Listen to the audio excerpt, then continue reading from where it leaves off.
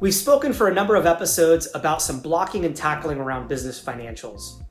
And we're going to stay on the topic of strategic issues for a few more episodes, but move away from the numbers. Today's topic surrounds lease agreements that are coming up for renewal shortly before you're ready to sell. Leases are tricky because there's a number of variables that need to be considered and negotiated, and there's a delicate balance between securing a long-term home for the business and taking on a long-term liability. Let's explore some of the questions that arise when you're entering into a lease agreement shortly before taking your business to market. First is, who's the likely type of buyer?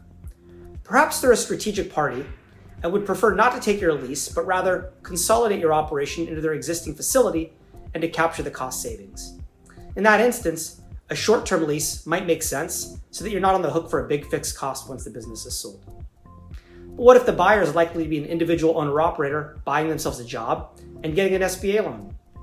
That buyer may very well need a long-term agreement or at least a short-term agreement with multiple options periods.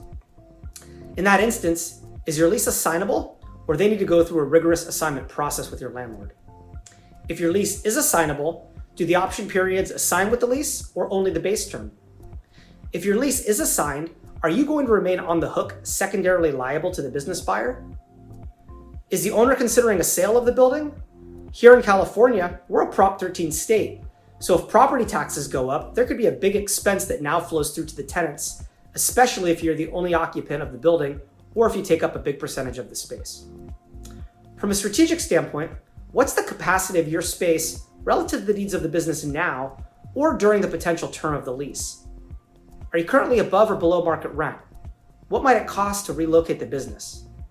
If a buyer is going to explore these questions, you as an owner should be thinking about them as well.